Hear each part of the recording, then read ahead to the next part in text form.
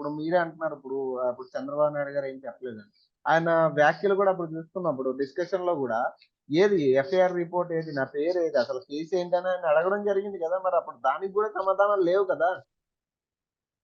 అన్ని కోర్టుకి సబ్మిట్ చేశారండి. ఇప్పుడు యాక్చువల్‌గా ఈ సెక్షను వాళ్ళ లాయర్స్ డిఫరెంట్ లాయర్స్ వచ్చారు. మొన్న హ్మ్. ఒక లాయరే వచ్చారు. ఇప్పుడు హ్మ్. ముగ్గురు లాయర్లు వచ్చారు. హ్మ్. అంటే ఫస్ట్ లాయర్లు సెక్షన్స్ కరెక్ట్‌గా చెప్పనట్టా? చెప్పినట్టా? హ్మ్. చెప్పండి. ఇప్పుడు ఫస్ట్ అవును. లాయర్ సెక్షన్స్ చెప్పనట్టే గదా! ఇప్పుడు వాళ్ళలో టీడీపీ వర్గంలో భిన్న స్వరాలు వినపడుతున్నాయి. హ్మ్. సిద్ధార్థ లూత్రా గారు సరిగ్గా సెక్షన్స్ చెప్పలేకపోయారని. హ్మ్. అంటే కొందరు లాయర్లు ఏందనంటే చెప్పలేకపోయారు గనుక చట్టం వెసులుబాటులో లేదు. హ్మ్. ఎప్పుడైనా ఎఫ్ఐఆర్ పెట్టొచ్చు. అప్పుడు స్పాట్‌లో మెమో ఏయొచ్చు అని చట్టాల్లో చాలా మంది senior advocates, supreme court advocates కూడా వచ్చి చెప్తున్నారు. హ్మ్. గవర్నర్‌కి చెప్పాలని రూల్ లేదు. స్పీకర్‌కి చెప్పాలని రూల్ లేదు.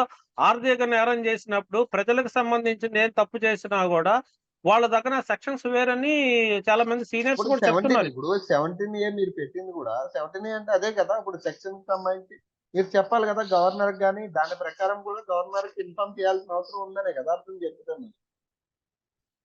అదేనండి చట్టంలో పూర్తిగా చాలా సెక్షన్స్ ఉన్నాయి. హ్మ్. ఇప్పుడు కొన్ని సెక్షన్స్ ఏంది ఇప్పుడు అది చెప్పొచ్చా? చెప్పకూడదా? అనేది ఇప్పుడు ఇప్పుడు వాళ్ళ చంద్రబాబు నాయుడు గారు లాయర్స్ వాదించారు. హ్మ్. ఇక్కడ సీబీఐ లాయర్స్ పడలేదని అంటున్నారు. చట్ట హ్మ్. పరిధిలో ఆ సెక్షన్స్ రైటో కాదనేది జడ్జి నిర్ణయం తీసుకుంటున్నారు కాబట్టి పైన న్యాయస్థానంలో ఉంటుందది. మనం కరెక్ట్‌గా చెప్పలేము అయన్నీ. ఇప్పుడు లోకేష్ గారు చెప్పకూడదు గూడా గూడా. ఇంకోటి ఇటీవల లోకేష్ గారు గూడా ఒక వ్యాఖ్యలు చేయడం జరిగింది. అంటే ఆయనకి ప్రాణహానిగుంది. మేము ఎంతగా చెప్తున్నా గూడా అధికారులు గూడా పట్టించుకోవట్లేదనే దాని మీద ఆయన జెప్తున్నారు. మీరేం జెప్తారు దానికి? ప్రాణహాని ఉండేవాళ్ళు ఇవ్వడం ఎలా చేస్తారండి? అది ప పసిపిల్లలకి చెప్పినా కూడా నవ్వుకుంటారు. ఇప్పుడు ఆయన చెప్పేది నిజంగా ఇప్పుడు గూడా జైల్‌లో అంటుండ్రు గదా! ఆయన. జైల్‌లో ప్రాణహాని ఉందని ఫస్ట్ నుంచి చెప్తున్నాడు గదా! ఆయన. ఎవరికి? చంద్రబాబు నాయుడు గారికి. చంద్రబాబు నాయుడు కంటే ఇంతకుముందు ఇప్పుడుండే ఖైదీలందరకు ఎంతమంది వీఐపీలు పోలేదు. అంటే ఇప్పుడు చంద్రబాబు నాయుడుకి ప్రాణహాని ఉండడానికి అదేమన్నా మొత్తం అంతర్జాతీయ నేరస్తులుండే జైలా అది? హ్మ్.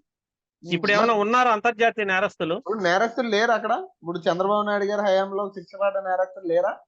సెంట్రల్ జైల్‌లో? ఇప్పుడు ఆయన ఇప్పుడు ఆయనకిచ్చిండే బ్లాకే సెపరేట్ బ్లాక్ అండి.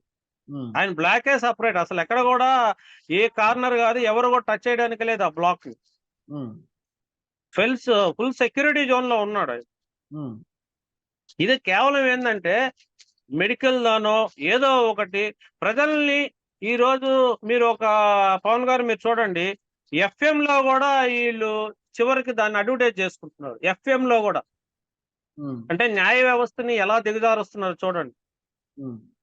ఎఫ్ఎంలో గూడా చంద్రబాబు నాయుడుకి అన్యాయం జరిగింది ఇదనంటే చెప్పుకోవచ్చు. హ్మ్. కానీ ఒక తీర్పు జరిగిందక్కడ. తీర్పు జరగకముందు మీరు ఎన్నన్నా చెప్పుకోవచ్చు. ఎన్నన్నా మాట్లాడొచ్చు.